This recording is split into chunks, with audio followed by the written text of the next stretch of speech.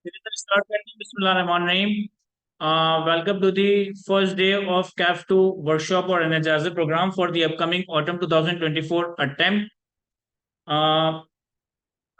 Workshop का जो ये पैटर्न है बेसिकली टैक्सेशन की अगर मैं बात करूं तो मुझे याद पड़ता है कि टैक्सेशन मेरा ख्याल है कि मैंने 2015 या 16 में पढ़ाना स्टार्ट किया था टैक्सेशन का सब्जेक्ट। और जब मैंने अपना टीचिंग जर्नी स्टार्ट किया था तो मैंने स्टार्ट किया था सीए फाइनल के एडवांस टैक्सेशन से। और सीए फाइनल के एडवांस टैक्सेशन का तो कोर्स मैं कंप्लीटली 2015 से पढ़ा ही रहा हूँ हर 6 महीने के अटेम्प्ट में। लेकिन उसके साथ साथ पैरेलल मैंने कैफ टू के कुछ टॉपिक्स मुझे दिए गए थे जब मैं केनेस में पढ़ा रहा होता था। और फिर जब हमने आईक्यू स्कूल ऑफ फाइनेंस 2020 के एंड में स्टार्ट किया तो फिर फुल फ्लैश कैफ टू का सब्जेक्ट मैं यहाँ पे देख रहा होता हूँ। तो आईक्यू को बने हुए तकरीबन मेरा ख्याल है कि 2.5-3 साल हो गए। और 2.5-3 साल के अरसे के अंदर 6-8 बैचेस है जो कि कैफ टू के मैंने कंप्लीटली टीच किए हैं। और हर बैच में ही जो है ना हर बैच के एंड के ऊपर जो है ना मैं कैफ टू का एक इस तरह का वर्कशॉप सेशन कंडक्ट कर रहा होता हूँ। जनरली जो पैटर्न रहा है पिछली अटेम्प्ट में वो ये कि पर डे 7 to 8 आवर्स के हिसाब से 3 दिन का ये सेशन कंडक्ट होता है। जिसका ऑब्जेक्टिव ये होता है कि आपको एक कॉम्प्रिहेंसिव प्रैक्टिस करवाई जाए, जिसका ऑब्जेक्टिव ये होता है कि आपको एक कॉम्प्रिहेंसिव रिवीजन करवाया जाए स्पेसिफिकली इनकम टैक्स और सेल्स टैक्स के कॉन्सेप्चुअल एरियाज का। फॉर एग्जाम्पल कि अब तक हमने आई होप कि हमने as per our plan lectures अब सारे के सारे कंप्लीट कर लिए होंगे। अब हम रिवीजन फेज में, प्रैक्टिस फेज में और इंपॉर्टेंट एरियाज के रिवीजन और इस सारे फेजेस मैटर हो गए होंगे। तो आपको एक कोर्स का ओवरऑल रफ आइडिया हो गया होगा कि कैफ टू के कोर्स में क्या है क्या नहीं है, किसको कैसे कवर करना है, क्या इंपॉर्टेंट है क्या इंपॉर्टेंट नहीं है। अगर हम ओवरऑल अपने ब्रेकअप पेपर का ब्रेकअप देखें ना तो तकरीबन 45 से 55 मार्क के करीब ऑन एन एवरेज, किसी अटेम्प्ट में 45, किसी अटेम्प्ट में 50, किसी अटेम्प्ट में 55 मार्क तक का एरिया हमसे न्यूमेरिकली टेस्ट हो रहा होता है। जनरली 35 से 40 मार्क का एरिया इनकम टैक्स के न्यूमेरिकल से टेस्ट किया जा रहा होता है। जनरली 15 से 20 मार्क का एरिया आपसे सेल्स टैक्स से टेस्ट किया जा रहा होता है। ये 55 मार्क्स तुम्हारे पेपर में डू और डाई वाली सिचुएशन क्रिएट करेंगे। इन 55 मार्क्स के लिए वो काम जो हमें सबसे ज्यादा मुश्किल लगता है ना कि हमसे रट्टा नहीं लग रहा होगा, इन 55 मार्क्स के लिए तुम्हें कोई भी चीज रटने की जरूरत नहीं है। तुम अगर पूरे स्टडी टेक्स्ट की एक जुमला भी वर्ड टू वर्ड रिटेन ना करो लेकिन अपने इनकम टैक्स और सेल्स टैक्स के एरिया को कॉन्सेप्चुअली कवर कर लो। कॉन्सेप्चुअली कवर करने का मतलब है कि जितने सारे लेक्चर्स मैंने आप लोगों को प्रोवाइड किए वो आपको आपकी मादरी जबान के अंदर समझ आते हो तो आप इस 55 मार्क्स के एरिया को अटेम्प्ट करने की पोजीशन में आ सकते हो। और इस 55 मार्क्स के एरिया में अटेम्प्ट करके बासानी एक ब्राइट स्टूडेंट नहीं, एक एवरेज स्टूडेंट मैं समझता हूँ कि 35 से 40 मार्क्स सिक्योर कर सकता है। कोई मैं अनरियलिस्टिक बात नहीं करूंगा या स्पेस या आइडियल वर्ल्ड की बात नहीं करूंगा कि 55 मार्क्स के न्यूमेरिकल में हमारे 55 मार्क्स ही आएंगे। भाई सेल्स सेक्शन न्यूमेरिकल अगर 18 मार्क का है तो इट्स ओके, इट्स गुड कि आप उस 18 में से 12-13 मार्क्स उठा लो।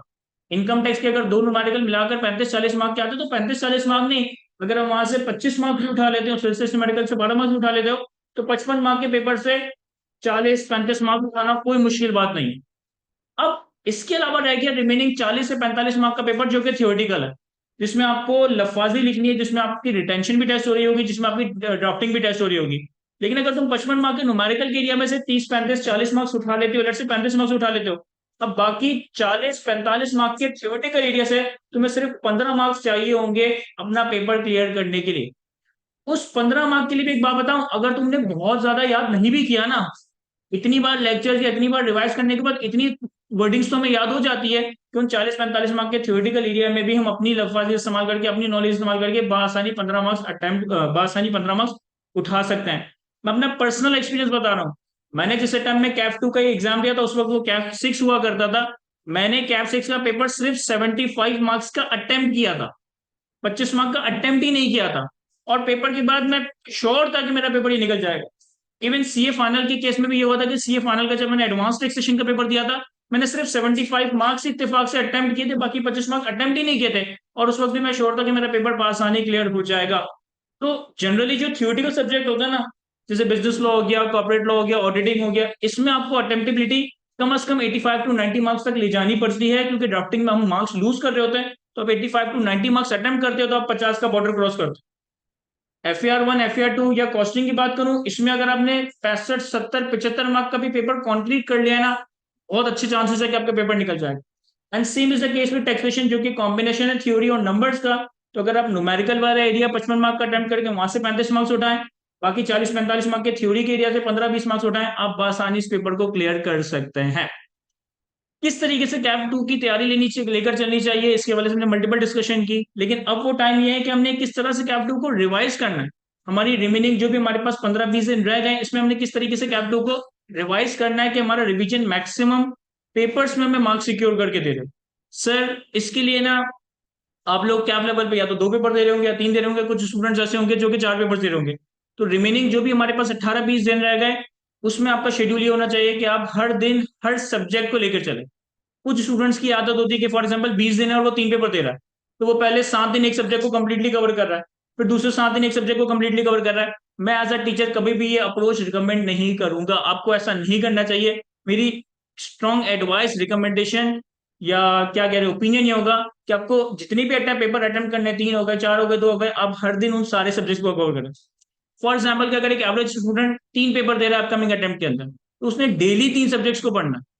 डेली हर सब्जेक्ट को 3 घंटे 4 घंटे 3 घंटे 4 घंटे देने। मैं ये नहीं कह रहा कि इक्वल टाइम दे।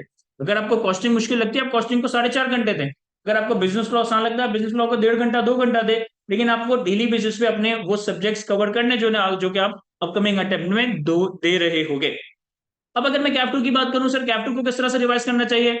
सर कैप 2 को रिवाइज करने के लिए अब दोबारा से लेक्चर्स हरगिज नहीं देंगे। जो लेक्चर्स देखने थे देख लिए, जो नहीं देखे अल्लाह मालिक। जितना एरिया तुमने कवर कर लिया है उनको रिवाइज करो, और रिवाइज उस तरीके से करो जो तुम्हें कम टाइम के अंदर मैक्सिमम चीजें रिवाइज करवा दो। फॉर एग्जाम्पल कि भाई 18 दिनों में तुमने प्लान किया कि एक दिन सैलरी रिवाइज करूंगा, एक दिन कैपिटल गेन रिवाइज करूंगा, एक दिन इनकम फ्रॉम प्रॉपर्टी रिवाइज करूंगा, 2 दिन इनकम फ्रॉम बिजनेस रिवाइज करूंगा, एक दिन टैक्सेशन ऑफ ईओबी रिवाइज करूंगा, एक दिन टैक्स एग्जेम्पशन रिवाइज करूंगा। तो तुमने पहले रिमेनिंग 12-15 दिनों में इन सारे चैप्टर्स को प्लॉट कर दिया। अब आपने सैलरी की समरी उठाई, जो समरी डॉक्यूमेंट मैंने आपके साथ शेयर किया है, या आपने प्रेजेंटेशन उठाई, और बस इन प्रेजेंटेशंस को गो थ्रू करना है कि यार मेडिकल अलाउंस के केस में ये एग्जाम्पशन थी, हाउस रेंट अलाउंस के केस में ये करेंगे, बोनस के केस में ये टैक्सेशन होगी, रेंटल इनकम की टैक्सेशन होगी, और सब कुछ अपनी मादरी जबान में रिवाइज करना है। यानी रिवीजन रेलिवेंट कॉन्सेप्चुअल एरिया का, revision relevant head of income का आपका आधे पौने घंटे से ज्यादा का नहीं होना चाहिए। फिर सैलरी आपने रिवाइज किया आधे पौने घंटे में। अब आप सैलरी के कुछ 3-4 practice questions, comprehensive practice questions attempt करें। इनकम फ्रॉम प्रॉपर्टी आपने रिवाइज किया आधे घंटे के अंदर। अब आप अगले 1.5-2 घंटे में इनकम फ्रॉम प्रॉपर्टी के कुछ 4-5 सवाल अपने हाथों से लिखकर प्रैक्टिस करें। इनकम फ्रॉम बिजनेस रिवाइज किया आधा पौना घंटा 2 दिन, 2-2 घंटे 3-3 घंटे इनकम फ्रॉम बिजनेस के 4 से 5-6 सवाल आप लोगों ने लाजमी सॉल्व करना है। सेल्स टैक्स रिवाइज किया, लेट्स से सेल्स टैक्स की आपने थ्योरी 3 दिनों में रोज 1-1 घंटा रिवाइज की। बाकी के 2 घंटे आपने कम से कम सेल्स टैक्स के 2-2 इन टोटलिटी 6-7 सवाल अटेम्प्ट करने हैं। ये एरिया आपको पेपर के अंदर 55 मार्क्स अटेम्प्ट करने की पोजीशन में लेकर आएगा, जिससे आपके 30-35 मार्क्स सिक्योर हों। अब बाकी 40-45 मार्क हमारे पास थ्योरेटिकल एरिया है। थ्योरी के एरिया में याद करने के लिए बेतहाशा चीज है। कोई 250-300 पेजेस की आपकी स्टडी टेक्स्ट है, और ह्यूमनली ये पूरी study text word to word याद नहीं हो सकती। तो अब आप प्रायोरिटाइज करो कि यार कौन सा एरिया ऐसा है जिसका कंटेंट कम है लेकिन उससे कंपलसरी चीजें आनी है, कौन सा एरिया ऐसा है जिसका कंटेंट कम है जिससे कंपलसरी कुछ ना कुछ टेस्ट होगा। तो मेरी रिकमेंडेशन ये होगी कि सबसे पहले आपने स्टडी टेक्स्ट का चैप्टर 1-2-3 याद करना है।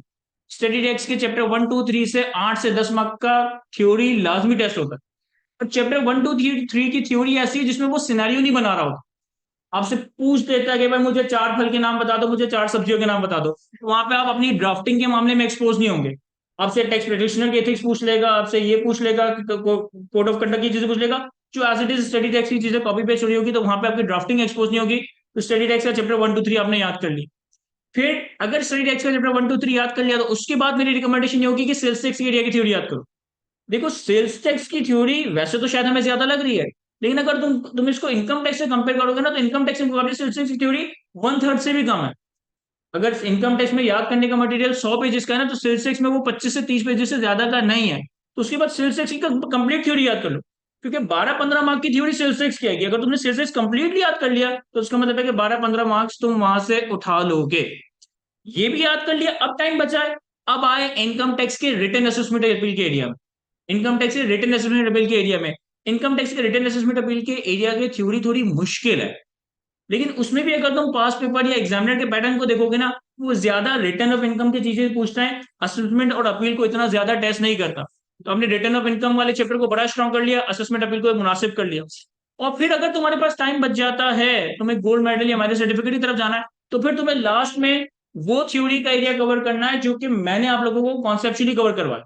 कि आपने 5 इयर्स ऑफ इनकम की थ्योरी याद कर ली, यूपी की टैक्सेशन याद कर लिया, टैक्स क्रेडिट की चैप्टर याद कर लिया। तो थ्योरी को हमने इस सीक्वेंस के अंदर प्रायोरिटाइज करना है, इस तरह से लेकर चलेंगे। 100% करोगे तो फिर तो चांसेस है कि आपका मेरिट सर्टिफिकेट आ रहा होगा। लेकिन अगर इस अप्रोच का आपने 70 to 80% भी कर लिया, I am quite hopeful, I am quite confident कि आप बआसानी एक F2 का पेपर क्लियर कर लोगे। बात है हमने वर्कशॉप के इस एजेंडा के ऊपर। वर्कशॉप जब भी मैंने कंडक्ट करवाई है तो हमेशा से मेरा एक तरीकेकार ही होता था कि मैं 6-7 इंडिविजुअल टैक्सेशन के सवाल, 3-4 EOP की टैक्सेशन के सवाल, 6-7 सेल्स टैक्स की लायबिलिटी के कंपटीशन के सवाल करवाता था। और हर सवाल में जो जो एडजस्टमेंट्स आती जाती थी, उन एडजस्टमेंट्स के बैक पे जो रेलेवेंट लॉ है वो साथ साथ वर्कशॉप के अंदर रिवाइज कर रहा होता था। इस दफा हम थोड़ा सा पैटर्न को चेंज करेंगे। इस दफा हम पैटर्न को चेंज इस तरह से करेंगे कि हम सबसे पहले आज के दिन के अंदर रिसेंट अटेम्प्ट का कंप्लीट पेपर सॉल्व करेंगे, एज इफ कि हम एग्जामिनेशन में बैठे हैं। तो एग्जामिनेशन में अगर हमारे पास नया पेपर आता है तो इसको किस तरह से रीड करना है, इसको किस तरह से अप्रोच करना है, इसको किस सीक्वेंस में सॉल्व करना चाहिए, एग्जामिनेशन के जो हमारी आंसर स्क्रिप्ट होगी उस पर हमारी प्रेजेंटेशन क्या होगी, इस पर हमारी प्रेजेंटेशन क्या होगी, ये बहुत मैटर करती है। बहुत सारे जीनियस स्टूडेंट्स जिनको जिनसे बात करते हुए मुझे रियलाइज होता है कि यार they have good knowledge of text, लेकिन पेपर में जब वो अपेयर होते हैं तो वो पेपर फ्लंक कर जाते हैं। इसका रीजन ये होता है कि उनके टेक्स्ट की नॉलेज में, उनके टेक्स्ट के कॉन्सेप्ट में कोई मसला नहीं होता। प्रॉब्लम ये होता है कि वो अपना आंसर एग्जामिनर को प्रॉपरली कम्युनिकेट नहीं कर पाते। मैं हमेशा स्टूडेंट से कहता हूँ, स्पेसिफिकली उनसे जिनका थ्योरी का पेपर वीक हुआ है, पेपर फेल हुआ है, कि अगर तुम्हारा थ्योरी का पेपर फेल हुआ है और तुम्हें समझ नहीं आ रहा ना कि पेपर क्यों फेल हुआ, तो 1-2 अटेम्प्ट के पेपर सॉल्व करो। अपने आप को एग्जाम सिनेरियो में 3 घंटे के लिए लाइब्रेरी या रूम में बंद करके पेपर को सॉल्व करो, और अपने दोस्त को, कुलीग को, टीचर के असिस्टेंट को, किसी को भी वो सोल्यूशन चेक करवाओ अपनी गैर मौजूदगी में। अपनी गैर मौजूदगी में इसलिए क्योंकि अगर तुम अपने सामने सॉल्व करवाओ, चेक करवाओगे ना, तो तुम उसको बता रहे हो कि ये वर्किंग यहाँ से आ रही है, ये मैंने यूं लिखा है, ये मैंने नहीं। अपनी गैर मौजूदगी में आप उसको पेपर चेक करें। जब कोई इंडिपेंडेंट बंदा आपकी गैर मौजूदगी में आपका पेपर चेक करेगा ना, तो वो आपको सही मानों में फीडबैक दे रहा होगा कि आपके पेपर के अंदर मसला क्या है। क्या कॉन्सेप्ट का मसला है, क्या कम्युनिकेशन का मसला है, क्या वर्किंग की रेफरेंस का मसला है। फॉर एग्जाम्पल, तुम्हें असद को आप लोग जानते हैं। Asad is one of the brightest student of mind. मतलब मैंने पिछले 7-8 सालों के अंदर, अंदाजा नहीं बता रहा हूँ, 8-10 हजार बच्चों को पढ़ाया होगा। उन 8-10 हजार बच्चों में से अगर मैं टॉप 100 क्रीम स्टूडेंट्स को निकालू ना, Asad is one of them. Asad का कैफ फर्स्ट अटेम्प्ट क्लियर हुआ है। और असद से जब मैं बात करता हूँ या असद की जब मैं नॉलेज देखता हूँ, उसका एक्यूमेंट देखता हूँ, असद ऐसा बच्चा है कि वो आसानी से ये फाइनल फर्स्ट अटेम्प्ट में क्लियर कर सकता है।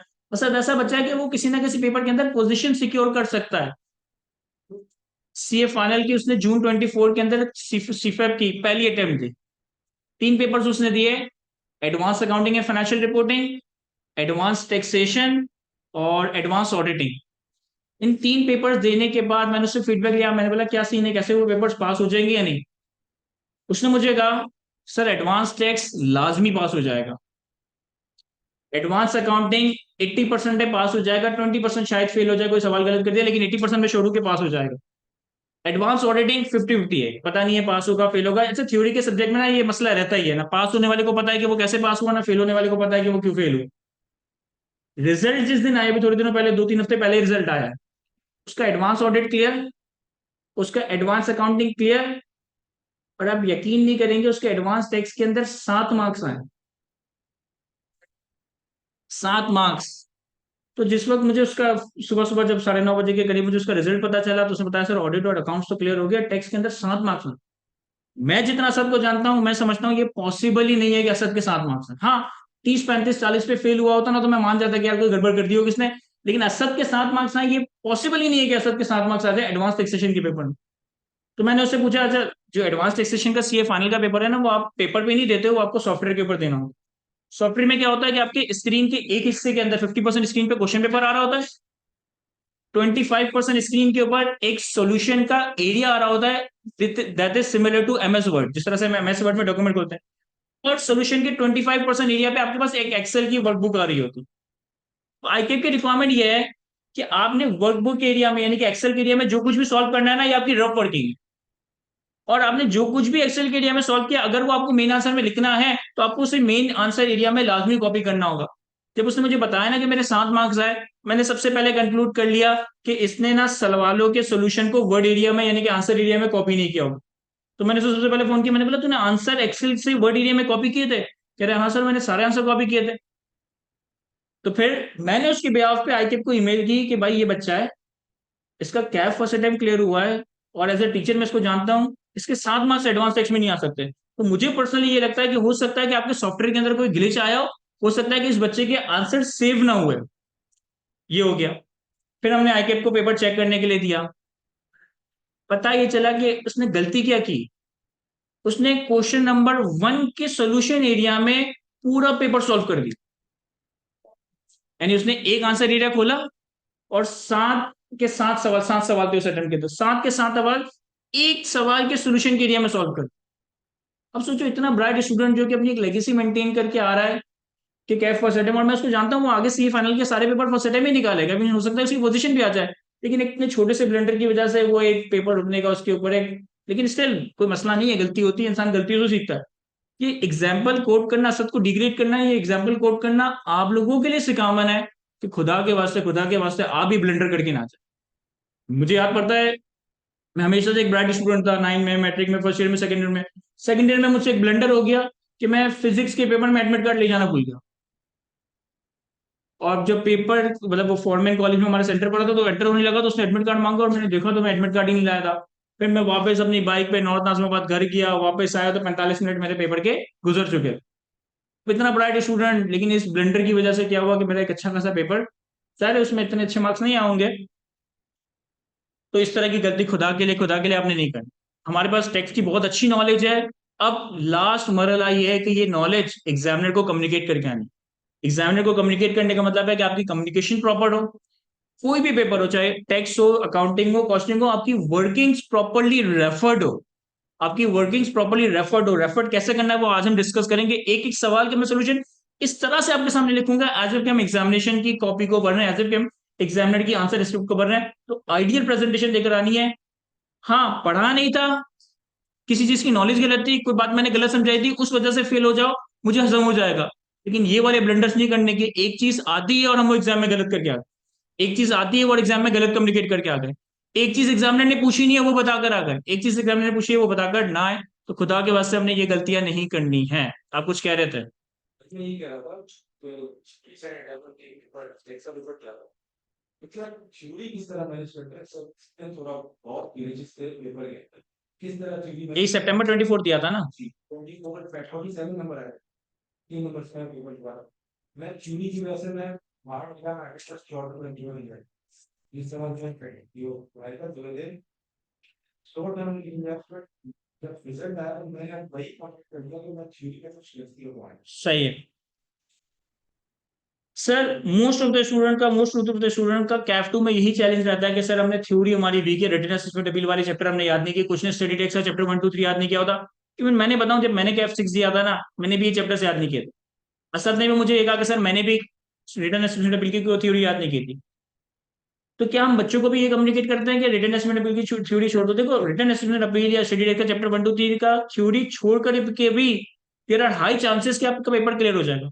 लेकिन ऑब्वियसली जिस पोजीशन पे मैं हूँ एज अ टीचर, मैं आपको ये एडवाइस नहीं कर सकता कि भाई आप ये चैप्टर्स आउटराइटली छोड़ दो। लेकिन अगर किसी ने ये चैप्टर्स की थ्योरी नहीं याद की, पेपर ड्रॉप करने की गलती मत कीजिएगा। अगर आपने लेक्चर्स प्रॉपर्ली अटेंड किए, कॉन्सेप्चुअली आपके पास नॉलेज है ना, must go and sit in the paper. There is a bright chance कि आप फिर भी पेपर पास कर जाओगे। अब फॉर एग्जाम्पल मैंने रिटन असेसमेंट अपील वाला एरिया ना कभी खुद ढंग से पढ़ा है, ना कभी खुद ढंग से पढ़ाया है। मेरी knowledge written assessment appeal area वाले में आपसे भी कम होगी। मुझे नहीं पता स्टेटिस्टिक्स चैप्टर 1 2 में क्या लिखा हुआ है, मुझे नहीं पता रिटन असेसमेंट अपील की थ्योरी के एरिया में क्या लिखा हुआ है। वो थ्योरी मेरी भी अपनी वीक है, आपको मुझसे ज्यादा ही पता होगा। तो मैं आज के इस पेपर को रीड करके इस तरह से सॉल्व करूंगा एज इफ कि एक एवरेज या बिलो एवरेज स्टूडेंट के सामने ये पेपर आता तो वो किस तरह से सॉल्व करता। तो स्टार्ट करते हैं। हमारे पास मार्च 2024 की अटेम्प्ट का एग्जाम है, text practices, that is Kaif 2। कोई वही नहीं है कि आपने पेपर की सीक्वेंस में ही पेपर को सॉल्व करना है। कोई ये ना सोचे कि यार मेरिट सर्टिफिकेट उसी बच्चे का आएगा जिसने पेपर की सीक्वेंस में सॉल्व किया होगा, ऐसा कुछ भी नहीं है। मेरे अल्हम्दुलिल्लाह सीए के अंदर 2 अटेम्प्ट के मतलब 2 सब्जेक्ट्स के अंदर पोजीशन हैं, और मैं उन 2 अटेम्प्ट का भी मुझे याद है कि मैंने पेपर कभी भी, मैंने 21 के 21 पर्चों में कोई भी पेपर आईके के सीक्वेंस के हिसाब से सॉल्व नहीं किया है। जो सवाल सबसे अच्छा आता है पहले मैं उसे करता हूँ, जो सवाल उससे कम अच्छा आता है फिर मैं उसे करता हूँ, जो सवाल सबसे बुरा आता है उसे मैं लास्ट में कर रहा होता हूँ। तो हम पेपर अपनी मर्जी के हिसाब से सॉल्व करेंगे, अपनी सीक्वेंस, हाँ, रेफरेंसिंग प्रॉपर देंगे कि कौन से सवाल का सोल्यूशन देख रहे हैं। अब शुरू में आपके पास 15 मिनट है। 15 मिनट के अंदर आपकी अप्रोच क्या होनी चाहिए? क्या 15 मिनट के अंदर आपने पूरा पेपर डिटेल में रीड नहीं करना। 15 मिनट के अंदर आप पेपर को स्किम कर लें, और 15 मिनट में से 7-8 मिनट का टाइम, 10 मिनट का टाइम सिर्फ पेपर को स्किम करें, ऊपर ऊपर से देख लें कि भाई कौन सी चीज आई है, कौन सी चीज नहीं आई, कौन सी चीज मुझे आती है, कौन सी चीज मैं छोड़कर आ गया। तो शुरू के 8-10 मिनट में हम पेपर को स्किम करेंगे और एक सीक्वेंस असाइन कर देंगे, हमने किस सीक्वेंस में इस पेपर को सॉल्व करना है, हमने किस सीक्वेंस में इस पेपर को लेकर चलना है। और फिर रीडिंग टाइम के जो बाकी के 5 मिनट होंगे ना, हम सिर्फ उस एक सवाल को रीड करेंगे जो हम सबसे पहले अटेम्प्ट करने लगे हैं। फॉर एग्जाम्पल कि अगर मैं इस पेपर को हल्का फुल्का स्किम करूं, तो हमारे पास क्वेश्चन नंबर 1 में चूंकि डेटा दिया हुआ है in the form of numerical, कुछ एडजस्टमेंट दी हुई है, और रिक्वायरमेंट को मैं देखूं, रिक्वायरमेंट को देखूं तो कहता है compute under the correct head of income total income taxable income and tax liability of Jamshed chemicals and Sultana. तो रिक्वायरमेंट देखकर मुझे थोड़ा अंदाजा हो गया कि ये एओपी के टैक्सेशन का सवाल है, और थोड़ा बहुत ऊपर भी देख लिया, कहता है Jamshed and Sultana are the equal partners in Jamshed chemical. अब मैं एक एक एडजस्टमेंट अभी फिलहाल रीड नहीं कर रहा, मुझे इतना पता चल गया कि भाई ये जो पहला सवाल है ना जिसकी वेटेज 17 मार्क की है, ये कंप्यूटेशन का पार्ट है, ये न्यूमेरिकल पार्ट है, और ये एओपी की टैक्सेशन से पर्टेन करता है। ठीक है सर, एओपी की टैक्सेशन का एक कंप्यूटेशन का सवाल आया। फिर क्वेश्चन नंबर 2 देखा, क्वेश्चन नंबर 2 में भी कुछ न्यूमेरिकल डेटा अवेलेबल है।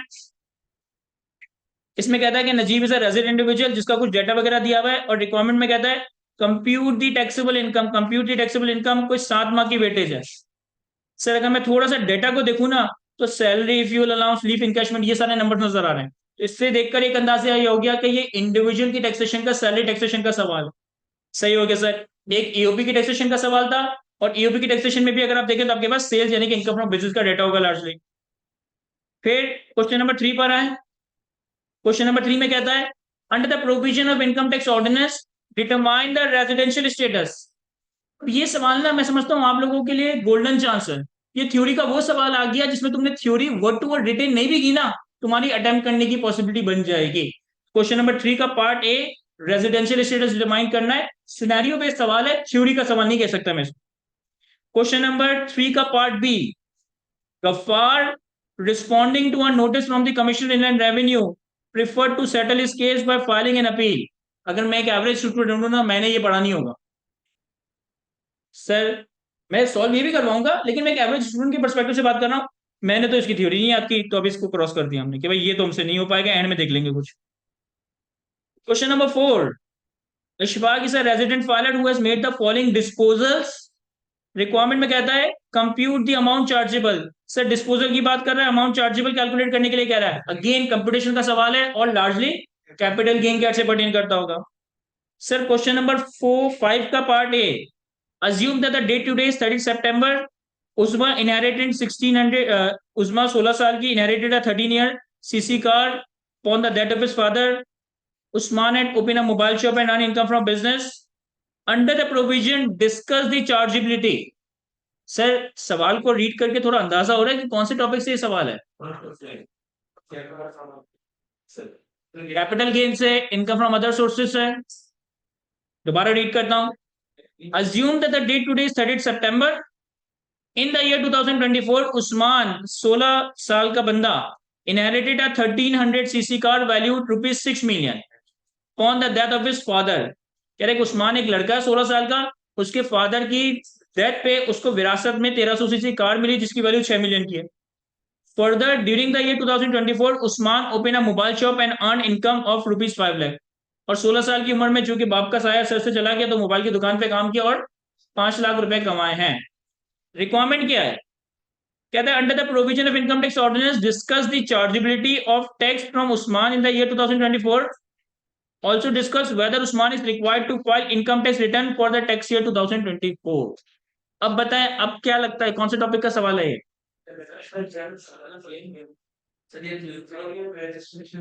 सर कुछ लोगों ने पहले कहा था कैपिटल गेन। देखो एक बात याद रखो कि कैपिटल गेन का हेड उस वक्त ट्रिगर होगा when there is disposal of capital asset, when there is disposal of capital asset. इस सवाल में 1300 सीसी पर्सनल कार की बात हो रही है, तो ये तो कैपिटल एसेट ही नहीं है। दूसरा, इस सवाल में एसेट डिस्पोज ऑफ थोड़ी हुआ है, इसे तो विरासत में मिला है, इसे तो विरासत में मिला है, तो इसका मतलब है कि कैपिटल गेन की पॉसिबिलिटी नहीं बन रही। सर गिफ्ट में हो सकता है, गिफ्ट की टैक्सेशन हमने कहां कवर की थी, इनकम फ्रॉम अदर सोर्सेज में। Sir income from other sources में था कि अगर हमें किसी नॉन रिलेटिव से गिफ्ट मिले, तो वो इनकम फ्रॉम अदर सोर्स में जाता था। यहाँ इनहेरिटेंस में देने वाला बंदा कौन है सर, उसका अपना फादर है, तो इसका मतलब है गिफ्ट टैक्सेशन भी नहीं है। तो सर कैपिटल गेन भी नहीं है, income from other sources, gift taxation भी नहीं है, तो फिर क्या? सर इनकम फ्रॉम बिजनेस की एक इनकम है ना, क्लियर कट। मोबाइल की दुकान खोलकर इसने 5 लाख रुपए वहां से कमाए, तो ये तो इनकम फ्रॉम बिजनेस की इनकम है। और कोई टॉपिक याद आ रहा है हमें? Sir income of a minor child, ये कॉन्सेप्ट हमने कवर किया है। सर मिसलिनियस कॉन्सेप्ट के अंदर ये चैप्टर कवर कर, ये कॉन्सेप्ट कवर करवाया गया है कि एक माइनर चाइल्ड की टैक्सेशन किस तरह से होगी। सर एक एवरेज स्टूडेंट को नहीं आता होगा ये, एक एवरेज स्टूडेंट को नहीं आता होगा माइनर चाइल्ड मिसलिनियस चैप्टर, तो हमने देखा ही नहीं। लेकिन इस सवाल के दो रिक्वायरमेंट्स हैं। Under the provision of income tax ordinance discuss the chargeability and also discuss whether Usman is required to file income tax return। Sir हमने रिटर्न ऑफ इनकम का चैप्टर याद नहीं भी किया होगा, एटलीस्ट पढ़ा तो होगा। कुछ 14-15 लोग आ रहे थे जिनको रिटर्न फाइल करना है, कुछ लोग आ रहे थे जिनको रिटर्न फाइल नहीं करना, जिसके अंदर एक बेवा थी और एक ऑर्फन को क्या कहेंगे उर्दू में, यतीम, जिसकी उम्र, एक ऐसा यतीम जिसकी उम्र 25 साल से कम हो या बेवा हो, उनके ऊपर रिटर्न रिक्वायरमेंट की फाइलिंग नहीं थी। अगर आता है तो अटेम्प्ट कर पाएंगे, अगर नहीं आता तो ऑब्वियसली फिर ये वाले मार्क्स आपके लूज हो रहे होंगे। Sir part B, Azad Enterprises having 2 foreign branches in Kuwait and Syria is engaged in the trading business of consumer durables. In the year 24, Azad Enterprises reported profit before tax of 130 million after adjusting 4.8 million profit from Kuwait and 5.3 million loss from Syria. The Kuwait branch has also paid tax equivalent to 1.5 million in Kuwait on its income. एक enterprises है आजाद enterprises का, जिसकी Kuwait और Syria में branch है और पाकिस्तान में business है, जिसकी कुवैत और सीरिया में ब्रांच है और पाकिस्तान में बिजनेस है। टोटल इसने कमाई 130 मिलियन। इस 130 मिलियन में से 4.8 मिलियन कुवैत से कमाया है और 5.3 मिलियन सीरिया से लॉस कमाया है, और कुवैत ब्रांच में 1.5 मिलियन का टैक्स भी दिया है। पाकिस्तान में जो इसका एवरेज रेट है वो 30% है, यानी कि टैक्स लायबिलिटी आपसे नहीं मांगी, एवरेज रेट कैलकुलेट करके दे दिया है। Under the provision of income tax ordinance, discuss the implication for Azad Enterprise regarding its branches in Kuwait and Syria। Sir ये कौन सा टॉपिक है? Sir foreign source income, foreign tax credit, foreign source income में losses. हम ये बात जानते हैं ना कि फॉरेन सोर्स में लॉस आ जाए तो क्या करना है, फॉरेन सोर्स इनकम पे टैक्स पे किया हो तो फॉरेन इनकम टैक्स कैसे पे करते हैं। अब ये न्यूमेरिकल का सवाल नहीं है, सिनेरियो बेस्ड सवाल है, 3 मार्क का सवाल है, वैसे तो वेटेज कम है, लेकिन स्टिल याद नहीं भी किया ना, टूटी फूटी अंग्रेजी लिखकर भी मैं समझता हूं कि इसमें से 1 या 1.5 मार्क्स उठाना चाहिए। इसमें 1-1.5 मार्क्स कुछ भी उठा सकता है, मैं 3 की तो बात ही नहीं कर रहा, लेकिन 1-1.5 मार्क्स आ सकता है। Sir part C, Faraz is a resident filer who own the following properties during the year 2024। कि इतनी सारी प्रॉपर्टीज लेकर बैठा हुआ है, कराची में बेंगलो है, कराची में अपार्टमेंट है, कराची में ऑफिस है, कराची में ओपन प्लॉट है, मुल्तान में प्लॉट है, कमर्शियल प्लॉट है, बेंगलो है लोकेटेड इन दुबई। सर इस सवाल के इतनी सारी प्रॉपर्टीज को देखकर ही कोई कॉन्सेप्ट ट्रिगर हो रहा है, इनकम फ्रॉम प्रॉपर्टी।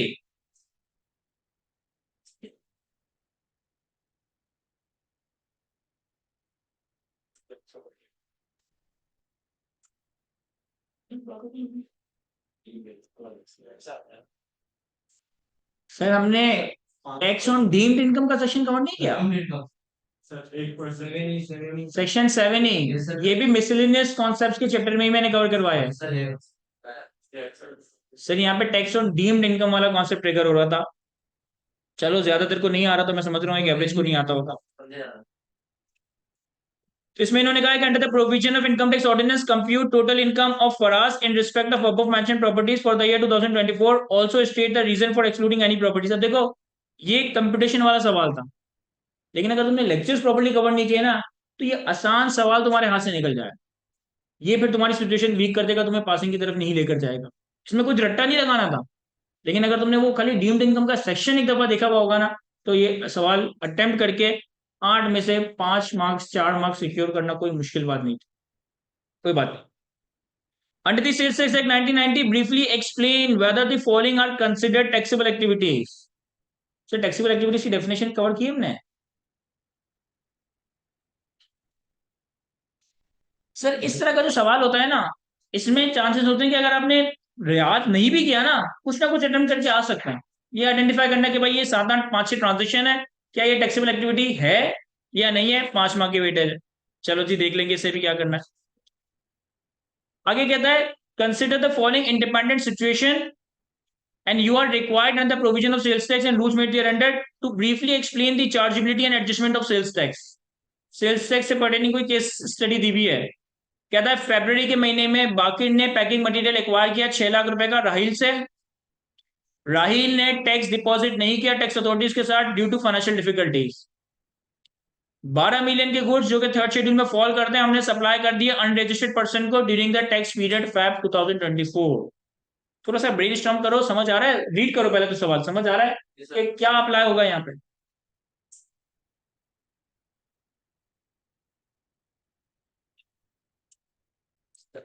देखो सवाल में क्या कह रहा है कि भाई हमने 6 लाख रुपए के गुड्स खरीदे किसी राहिल इंटरप्राइजेस से। हमने 6 लाख रुपए के गुड्स खरीदे किसी राहिल इंटरप्राइजेस से और राहिल ने टैक्स अथॉरिटीज को टैक्स पे नहीं किया।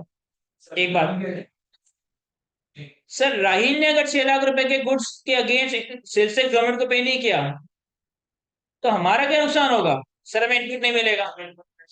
और कोई बात याद आ रही है?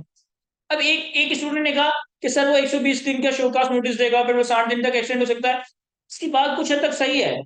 अगर टैक्स टाइमली पे ना हो तो ये शोकास वाला पॉसिबिलिटी अराइज होता है। लेकिन यहाँ पे इसने ये नहीं पूछा कि आपके अगेंस्ट कमिश्नर क्या कर सकता है। अब यहाँ इसके पास नॉलेज है, लेकिन क्या ये नॉलेज एग्जामिनर ने पूछी है? अगर एग्जामिनर ने ये कहा होता कि भाई इस सिनेरियो में एफबीआर के पास या टैक्स अथॉरिटीज के पास क्या ऑप्शन है रिकवर करने के, तो फिर ये वाला सवाल का जवाब ये आपसे पूछ रहा है कि भाई इस सिनेरियो में चार्जेबिलिटी और सेल्स टैक्स की एडजस्टमेंट क्या वाले थे मुझे बताओ।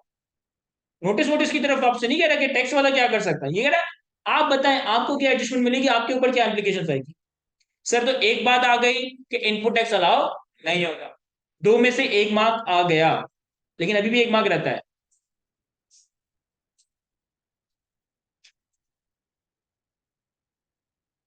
सर हमने सेल्स टैक्स नाम एक सेक्शन कवर किया है, joint and several liability of a person, joint and individual liability of a person. कि अगर आपने किसी से गुड्स खरीदे और आपको पता है कि सामने वाले ने टैक्स एफबीआर को पे नहीं किया, तो फिर एफबीआर के पास ये ऑप्शन है कि वो सामने वाले से या आपके ऊपर और सामने वाले के ऊपर इंडिविजुअली या जॉइंटली एक टैक्स लायबिलिटी अराइज हो गई है। ये यहाँ पे अप्लाई। कोई बात नहीं, हमें एक बात तो आती थी। सर 12 मिलियन के थर्ड शेड्यूल 12 मिलियन के third schedule item unregistered person को सप्लाई कर दिए, क्या होगा? Further tax, further tax impose हो जाएगा। सर फर्दर टैक्स इम्पोज नहीं होगा, थर्ड शेड्यूल आइटम है। फर्दर टैक्स इम्पोज नहीं होगा क्योंकि थर्ड शेड्यूल आइटम है। तो ये बात हमें चलो अच्छी बात है, याद आ गई कि फर्दर टैक्स इम्पोज नहीं होगा, थर्ड शेड्यूल आइटम है। 3 में से 1 मार्क आ गया। और कोई बात याद आ रही है? जबरदस्त। सर सेक्शन 73 में हमने कवर किया था कि अगर एक सिंगल टैक्स पीरियड में अगर किसी सिंगल अनरजिस्टर्ड पर्सन को 10 मिलियन से ज्यादा सप्लाई किया तो 10 मिलियन की हद तक तो इनपुट अलाउ हो जाएगा, लेकिन 10 मिलियन से ज्यादा की जो सप्लाई होगी उस पर इनपुट टैक्स एडजस्टमेंट अलाउ नहीं होगी। याद आ रही है बात हमें? सर क्वेश्चन नंबर 6 का part C, a commissioner having jurisdiction if satisfied that the registered person is issued fake invoice, evade tax or committed tax fraud may suspend the registration of such person through the system without prior notice further pending inquiry। कह रहा है अगर commissioner को पता चल जाए कि आपने जाली इनवॉइसेस, टैक्स की चोरी, टैक्स में फ्रॉड वगैरह कमिट किया है तो कमिश्नर आपकी रजिस्ट्रेशन सस्पेंड कर सकता है नोटिस दिए बगैर। Under the sales tax rules list 4 basis for such satisfaction of the commissioner. हम टॉपिक तक पहुंच पा रहे हैं? सर मैंने तो सेल्स टैक्स की थ्योरी नहीं कवर की, मैंने सेल्स टैक्स की थ्योरी नहीं कवर की। ये सस्पेंशन ऑफ रजिस्ट्रेशन वाले टॉपिक से पूछा गया है, लेकिन मैंने तो नहीं कवर की। कोई बात नहीं। Sir question number 7, sales tax की कंपटीशन और सेल्स टैक्स की कंपटीशन में भी 3 पर्सन दे दिए हैं। 3% की परचेज दी है, सप्लाईज दी है और कुछ एडिशनल नोट्स वगैरह दिए हैं। पर रिक्वायरमेंट में कहता है कि compute the amount of sales tax payable और refundable to each of the above registered person. तो ये टोटली सेल्स टैक्स का न्यूमेरिकल है, ये टोटली सेल्स टैक्स का न्यूमेरिकल है। Question number 8, your firm is the auditor of the public interest entity, ICAP code of ethics की नजर में इस बात को डिस्कस करना है। स्टडी टेक्स्ट का चैप्टर 1 है या 3 है जिसमें कोड ऑफ एथिक्स की बातें हैं? हो सकता है हमने कवर किया, हो सकता है हमने कवर ना किया हो। Identify 4 ways by which taxes can be used in the country's development beyond the revenue collection। ये भी मेरे ख्याल है स्टडी टेक्स्ट का चैप्टर 1 to 3 का ही कोई पार्ट है, 2 का पार्ट है। सर मैंने वो थ्योरी भी कवर, देखो मैं कुछ सवालों पे ना इंटेंशनली क्रॉस लगा रहा हूं बड़ा बड़ा, तुम्हें एक चीज बताने के लिए कि अगर तुम्हें कितने सवाल इसमें, 8 सवाल है और सब पार्ट्स वगैरह मिला ले तो 15 सवाल होंगे इसके अंदर, पार्ट ए पार्ट बी। अगर तुम्हें 15 में से 4 या 5 सवाल नहीं भी आते हैं ना, तो भी ये पेपर पास हो सकता है। मैंने अपना सीए अल्हम्दुलिल्लाह पूरा फर्स्ट अटेम्प्ट क्लियर किया, लेकिन ऐसा नहीं है कि मैं जब पेपर्स में बैठता था तो मुझे सारे पेपर्स 100% आते थे। ऐसा भी नहीं है कि जब मैं पेपर्स में बैठता था तो मुझे सारे पेपर्स 80% आते थे। ऐसा भी नहीं है कि जब मैं पेपर्स में बैठता था तो मुझे कुछ पेपर्स 50% भी आते। मुझे आज तक याद है, आप लोगों का तो इकोनॉमिक्स पीआरसी में एमसीक्यूज बेस्ड, मैंने जिस टाइम पे पीआरसी दिया था उस वक्त पीआरसी मॉड्यूल बी में हुआ करता था, थ्योरी का पेपर हुआ करता था। इकोनॉमिक्स का जब मेरे सामने पेपर आया और मैंने पेपर रीड किया तो मैं यही करता था कि जो जो सवाल मुझे आता है ना उस पर टिक कर देता हूँ, जो सवाल नहीं आता उस पर क्रॉस कर देता हूँ। तो जिन सवालों को मैंने टिक किया और उनके मैंने मार्क्स कैलकुलेट किए था ना, वो सिर्फ 35 मार्क्स बन रहे थे। अब सोचो अभी पेपर सबको मिल गया डाउट। अब सोचो कि मैं एग्जाम में बैठा हुआ हूँ, इकोनॉमिक्स का पेपर मेरे सामने आया, मैंने पेपर रीड किया और जिन सवालों पे टिक किया जो मुझे आते हैं वो सिर्फ 35 मार्क के थे, यानी बाकी 65 मार्क का पेपर मुझे आता ही नहीं था। अब एक तो पॉसिबिलिटी यहाँ पे ये थी कि भाई अगर आपको 35 मार्क का पेपर आता है, 65 मार्क का पेपर नहीं आता, तो आप एग्जामिनेशन हॉल से उड़कर चले जाए। दूसरी पॉसिबिलिटी ये थी कि आप जा भी नहीं रहे और पेपर भी नहीं कर पा रहे, आप इतना पैनिक कर गए हो कि यार मुझे तो आता ही 35 मार्क का। लेकिन अल्लाह ताला ने मेरे दिल में उस वक्त पता नहीं कहां से ये बात डाली, मैंने उस वक्त एग्जामिनेशन हॉल में ये सोचा कि यार ये पेपर तो मेरे हाथ से निकल गया है, जब आता ही मुझे 35 मार्क का, 65 मार्क का तो मुझे आता ही नहीं है, तो मैं क्या अटेम्प्ट कर लूंगा। उस वक्त पता नहीं मेरे दिल में कहां से बात आई कि यार जो 35 मार्क्स आते हैं ना उसको तो सॉल्व करूं। मैंने सफाई से बन ठन कर, मतलब सफाई से अंडरलाइन कर रहा हूँ, हेडिंग्स को शशकी बना रहा हूँ और 35 मार्क का पेपर सॉल्व किया। और मैंने 35 मार्क का पेपर सॉल्व करने के अंदर कोई सवा घंटा 1.5 घंटा लगा दिया, क्योंकि आता ही वो था तो आराम आराम से बना बना के लिख रहा था। फिर अब बाकी 65 मार्क में मैंने सवाल रीड करना स्टार्ट किया। जब मैंने सवाल रीड करना स्टार्ट किया, एक एक सवाल को एक एक दो दो बार रीड किया ना, तो मैंने देखा यार हर सवाल के अंदर ना मुझे एक एक दो दो बातें पता थी। 4 मार्क के सवाल में कोई 4 कंडीशन पूछ रहा है तो एक याद आ रही है, 4 सिनेरियो, 4 कोई लिस्टिंग पूछ रहा है तो 2 बातें याद आ रही है, एक डिमांड सप्लाई का कोई रूल पूछ रहा है तो एक बात याद आ रही है।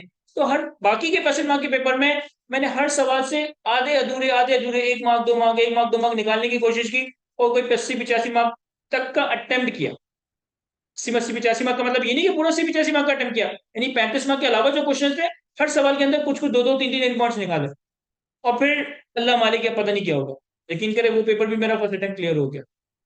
तो अभी जिन सवालों में मैंने क्रॉस लगाया है, जिन सवालों में मैंने टिक लगाया है, उसके बावजूद भी इस सवाल इस पेपर के अंदर इतनी जान है कि आपको आसानी पास करवा सकता है। देखो कैसे है सर, अगर हम कैलकुलेटर उठाएं, सर क्वेश्चन नंबर 1 तो अटेम्प्ट करने की पोजीशन में है, मैं ये थोड़ी कह रहा हूँ कि 100% सही करना, अटेम्प्ट कर सकते हैं पूरा। कितने मार्क का है सर? 8 और 9 17 मार्क्स और 2 मार्क्स यहाँ भी हैं, 19। तो कैलकुलेटर में 19 लिखे हैं। क्वेश्चन नंबर 2, मैं ये नहीं कह रहा कि 100% सही करना है, लेकिन अटेम्प्ट करने की पोजीशन में तो है। 7 मार्क्स, 19 और 7 26। क्वेश्चन नंबर 3 का पार्ट बी समझ से बाहर है, लेकिन part A residential status attempt कर सकता है, 4 marks 30। Question number 4 capital gain की कंप्यूटेशन थी, 8 और 3 11, कितने हो गए थे हमारे? 30। 30 में 11 ऐड करें 41। सर क्वेश्चन नंबर 5 नहीं आता। क्वेश्चन नंबर 5 का पार्ट बी क्या था? लॉसेस वाला, 3 मार्क्स 41, 44 हो गए। सर डीम्ड इनकम का सेक्शन भी नहीं देखा हमने। क्वेश्चन नंबर 6 ए 49 हो गए। क्वेश्चन नंबर 6 का पार्ट बी 54। क्वेश्चन नंबर नहीं, पास नहीं हुआ अभी, 54 का तो अटेम्प्ट किया है। 60 सवाल में पूरे मार्क्स हो रही हैं। क्वेश्चन नंबर 7 70 हो गए। सर ये भी नहीं याद किया हम। सर 70 मार्क तो आप अटेम्प्ट कर सकते हो। ये आती है मेरिट। हाँ, नहीं नहीं अभी नहीं सर, 70 मार्क का अटेम्प्ट करके चांसेस हैं कि 35 से 40 मार्क्स उठाया जा सकता है। 70 मार्क का अटेम्प्ट करके चांसेस हैं कि 40 मार्क्स उठाया जा सकता है। अब रह गए सिर्फ 10 मार्क्स 30 मार्क के पेपर से। सर कह रहा है, इस सवाल को देखो, आप एक कंपनी के ऑडिटर हैं और आपको कंपनी सवाल रीड कर रहा हूं मैं। You are the firm of the auditor for public interest entity Jabbar supplied the sorry, your firm is the auditor of a public interest entity Jabbar Gas Supply. The management has requested your firm to prepare current and deferred tax calculation for the purpose of determining the annual tax obligation. आप एक public interest entity के auditor हो, आप एक public interest entity के auditor हो, और company आपसे कह रहा है कि मुझे डेफर्ड टैक्स और करंट टैक्स की कैलकुलेशन करके दो। In the light of the code of ethics for chartered accountant, discuss whether your firm is permitted to perform the services required by the management. आपको कोड ऑफ एथिक्स की umbrella में ये बताना है कि क्या आप ये काम कर सकते हो या नहीं। कोई आईक्यू का बंदा है?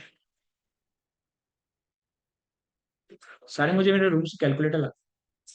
सर अब देखें, किसी ने याद ना भी किया हो ना, किसी ने याद ना भी किया हो, लेकिन अगर उसने ये कोड ऑफ एथिक्स वाला एरिया पढ़ा भी होगा ना, तो भी इस 4 में से 1-1.5 मार्क्स वो उठा सकता है। और अगर किसी ने याद भी नहीं किया था और ये पढ़ा भी नहीं था, फिर भी अपनी नॉलेज इस्तेमाल करो। सर आप एक कंपनी के ऑडिटर हो और कंपनी आपसे कह रही है कि हमारा current tax deferred tax calculate करके दे दो, क्या आप ये काम कर सकते हो? क्या आप ये काम सर क्यों नहीं कर सकते? कर सकते हैं भाई, मैं ऑडिट भी कर रहा हूं, मैं अकाउंट भी बना के दे रहा हूं। सर अगर आप ही अपना पेपर अटेम्प्ट करो और आप ही खुद चेक करो, तो यहाँ मसला आ जाएगा ना इंडिपेंडेंस का। इसे कोड ऑफ एथिक्स के टर्म में कहते हैं सेल्फ रिव्यू थ्रेड। यहाँ पे सेल्फ रिव्यू थ्रेड का मसला आ जाए, तो आपने अगर अपनी थोड़ी सी जनरल नॉलेज की बेसिस पे भी ये यहां तक पहुंच गए ना कि यार सेल्फ रिव्यू थ्रेड का लेट से हम सवाल लव स्पीक ना कर पाए, हम अपनी अंग्रेजी में लिखते हैं कि भाई अगर हमने ही वर्किंग की और हम ही इसके ऑडिटर हैं, तो देर इज अ पॉसिबिलिटी कि भाई फिर ऑडिट के टाइम पे हम क्या ही देखेंगे, हमने किया हुआ तो ऑडिट हमने प्रॉपरली नहीं किया। एग्जामिनर बिल्कुल डिसरिगार्ड नहीं करेगा, कुछ 8 आना मार्क्स दे देगा। तो sir identify 4 ways which taxes can be used in the country development beyond revenue collection। अब अगर किसी ने ये एरिया सिर्फ रीड भी किया ना, याद नहीं भी किया, तो भी इस 4 पॉइंट्स तो वो आसानी से लिख सकता है, क्योंकि एक्चुअली वहां पे 8 पॉइंट्स दिए हैं। अगर किसी ने रीड किया हुआ याद नहीं किया, तो भी वो उसको अटेम्प्ट कर सकता है। लेकिन व्हाट इफ किसी ने रीड भी नहीं किया? सर हम इतना टैक्स का करिकुलम पढ़कर आए, हमने बहुत दफा, मेरे आप लोगों ने बहुत दफा मेरी जबान से लफ्ज सुना होगा ना कि सर ये वाला प्रोविजन टैक्स रिकवर करने के लिए नहीं है, ये वाला प्रोविजन इकोनॉमी को डॉक्यूमेंट करने के लिए। जब मैं आपको टोटल इनकम का बताता हूं, मैं बोलता हूं टोटल इनकम में एग्जाम इनकम ऐड करो, फिर एग्जाम इनकम माइनस कर दो, तो फिर एग्जाम इनकम ऐड क्यों की जब माइनस करनी थी? ताकि इकोनॉमी डॉक्यूमेंट हो जाए। ये तो जनरल नॉलेज थी। सर हम बात करते हुए ये कहते हैं कि लॉ मेकर ने एग्रीकल्चर इनकम को एग्जम्पशन दी है, क्यों दी है? एग्रीकल्चर को प्रमोट करने के लिए। एक पॉइंट ये निकल कर आ गया। तो इसी तरीके से अगर आपने याद भी नहीं किया, पढ़ा भी नहीं है, फिर भी आपके पास इन 8 मार्क के सवाल में से था कि आप 2-3 मार्क्स उठा सकते थे। आप 2-3 मार्क्स उठा सकते थे। सर और कौन से सवाल पे आपने क्रॉस लगाया था?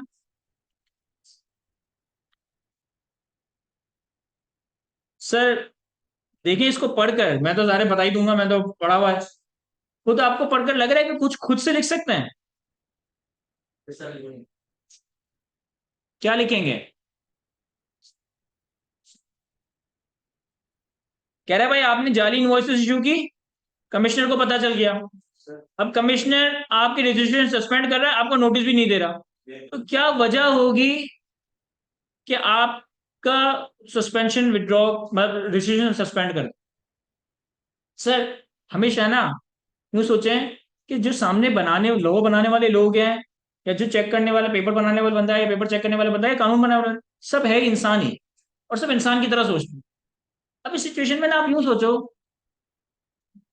कि अगर मैं आईक्यू में फीस जमा ना करवाऊं, तो आईक्यू वाले मेरा पोर्टल बंद कर देंगे। लेकिन पोर्टल बंद करने से पहले आपको पेमेंट करने के लिए मैसेज करेंगे, कॉल करेंगे। अगर आपने उसका जवाब नहीं दिया, तो पोर्टल बंद करेंगे ना। अगर आपने उसका जवाब ही नहीं दिया तो पोर्टल बंद करेंगे, तो नहीं कि फीस जमा नहीं की पोर्टल बंद कर दिया। अगर नॉन कंप्लायंस की तो पहले वो आपसे बात करेगा कि भाई दे दो फीस, आपको अप्रोच करेगा। तो उसका मतलब है यहाँ वन ऑफ द रीजन मैं ये लिख सकता हूँ कि भाई कमिश्नर ने हमसे कम्युनिकेट करने की कोशिश की होगी, अगर हमने उसका रिस्पॉन्ड ही नहीं किया तो फिर वो हो सकता है कि हमारी डिसीजन सस्पेंड कर दे। और क्या हो सकता है, सर आईक्यू वालों ने मुझे फोन किया कि फीस जमा करवा दो, आईक्यू वालों ने मुझे मैसेज किया कि फीस जमा करवा दो, मैंने वो मैसेज और फोन अटेंड कर लिया और मैं उनको टोपी करवा रहा हूँ। तो सर ये लिख देंगे टोपी करवा रहा हूँ कमिश्नर को? नहीं सर, हो सकता है कि कमिश्नर ने हमसे बोला हो, हमने उसको जो जवाब दिया वो कमिश्नर के लिए सेटिस्फैक्ट्री ना हो, तो वो हमारी डिसीजन सस्पेंड कर सकते हैं। तो जहां तुम्हारी नॉलेज मतलब टेक्स्ट की नॉलेज खत्म हो जाना, वहां फिर अपनी लॉजिक और जनरल नॉलेज को इस्तेमाल करनी। तो 4 मार्क का सवाल है, मेरा ख्याल है 1-1.5 मार्क्स उठा जा लेने चाहिए थे। बगैर नोटिस के सस्पेंड को नहीं कर सकते।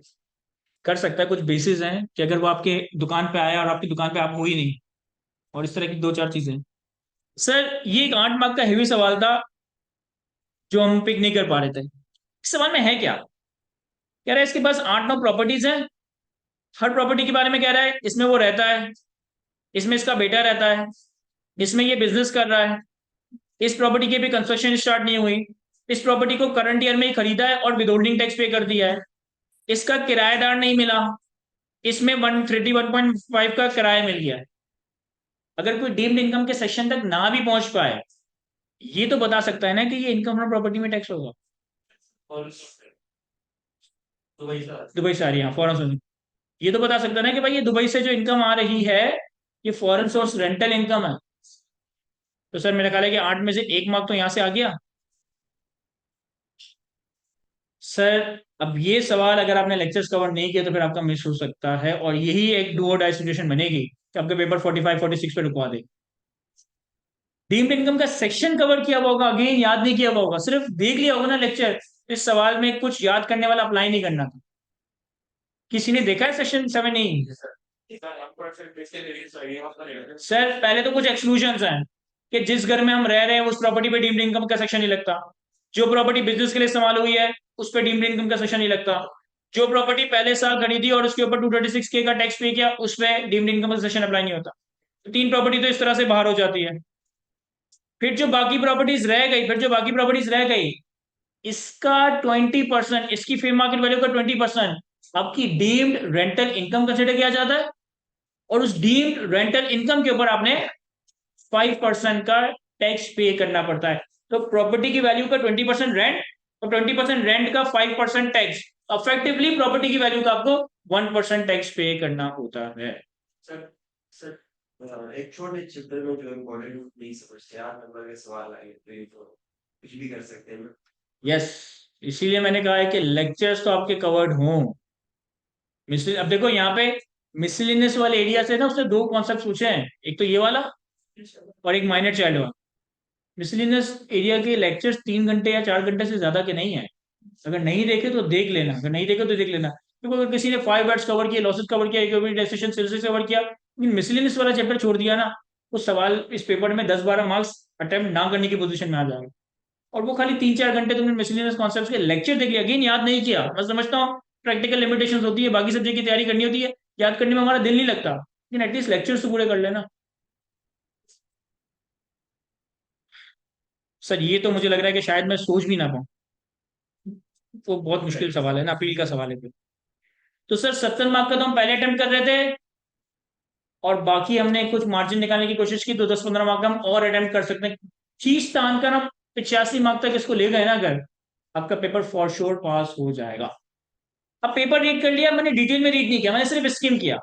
अब आप इसे एक मार्किंग असाइन करें कि आपको पहले क्या करना है। सर पहला वाला सवाल एओपी की टैक्सेशन का था, जनरली हमारी कंपटीशन अगर स्ट्रांग है तो मैं अगर होता ना तो मैं पहले ये कर लेता। मुझे पता है यार कंपटीशन का सवाल, इनकम फ्रॉम बिजनेस का सवाल होगा, एओपी की टैक्सेशन का सवाल होगा, मैं इसको कर सकता हूँ, मैंने इसको 1 मार्क कर दिया। सर उसके बाद नजीब सैलरी का सवाल था, 2 मार्क कर दिया। अच्छा, अगर किसी ने चैप्टर 1 to 3 की थ्योरी याद की है, किसी ने sales tax return assessment bill की थ्योरी याद की है, मैं तो उस अप्रोच से जा रहा हूँ कि मैंने याद नहीं की, लेकिन अगर किसी ने वो याद की और एग्जाम में वो सवाल आए ना, पहले उन सवालों को कर लेना। अगर तुमने चैप्टर 1 to 3 की थ्योरी याद की है, रिटर्न असेसमेंट बिल की थ्योरी याद की है, सेल्स टैक्स याद की है, और उससे सवाल आ जाए तो पहले वो अटेम्प्ट कर लेना, क्योंकि उसमें आपको ड्राफ्टिंग नहीं करनी होगी, बस कॉपी पेस्ट करना होगा अपने जहन से। तो हाई चांसेस है कि वहां आप अच्छे मार्क्स सिक्योर कर लोगे। मुझे तो वो थ्योरी याद ही नहीं है, तो मैं कंपटीशन से स्टार्ट कर रहा हूँ। सर क्वेश्चन नंबर 3 का part A residential status identify करना था, तीसरे नंबर पे ये सॉल्व कर सकते हैं। क्वेश्चन नंबर 3 का पार्ट बी नहीं आता, हम छोड़ देंगे। क्वेश्चन नंबर 4 कैपिटल गिवन वाली टैक्सेशन, चौथे नंबर पे इसको सॉल्व कर सकते हैं। सर क्वेश्चन नंबर 5 भी नहीं आता। क्वेश्चन नंबर 5 का पार्ट बी, ये कौन सा था, चौथा। क्वेश्चन नंबर 5 का पार्ट बी लॉसेस, इसे छठे नंबर पे अटेम्प्ट कर सकते हैं। Sir part C deemed income का था, ये भी हमें नहीं आता। सर 6 सेल्स टैक्स की थ्योरी का सवाल है, अगर आता है तो आप इसे 7वें नंबर पे सॉल्व कर सकते हो, और अगर नहीं आता आप सेल्स टैक्स की कंपटीशन को 7वें नंबर पे सॉल्व, और फिर इसे 8वें पे सॉल्व कर लें। फिर 6 का पार्ट ए बी भी हम कुछ ना कुछ अटेम्प्ट कर सकते हैं। सक्सेस का न्यूमेरिकल सेंस की लेगा, तो सेंस टेक्स्ट उसका न्यूमेरिकल आता है कोड से रखो तो यार तो सर जो मुझे सवाल आते थे ना, मैंने उनको 1 to 9 एक सीक्वेंस असाइन कर दी कि मैं इस सीक्वेंस में पेपर को सॉल्व करूं। जो नहीं आते उनको मैंने कोई सीक्वेंस असाइन नहीं की, क्योंकि मैं पहले ये वाला पेपर करूंगा 70 मार्क का, फिर उन सवालों पे आऊंगा जो मुझे नहीं आते, देखूंगा कि मैं क्या कर सकता हूँ क्या नहीं। अब इस काम के अंदर आपको 15 में से 10-11 मिनट खर्च करने हैं कि आपने स्किम किया, जो नहीं आता उसे क्रॉस कर दिया, जो आता है उसे टिक कर दिया, और जो आता है उसको एक सीक्वेंस असाइन कर दिया। 15 मिनट का रीडिंग टाइम में से 10 मिनट आपके इस चीज में गुजर जाएंगे। आखिर के 5 मिनट में सिर्फ वो सवाल रीड करें जो आपने सबसे पहले सॉल्व करना। सर मैंने सबसे पहले क्वेश्चन नंबर 1 सॉल्व करना था, अब हम 5 मिनट में सिर्फ इसी सवाल को रीड कर रहे होंगे।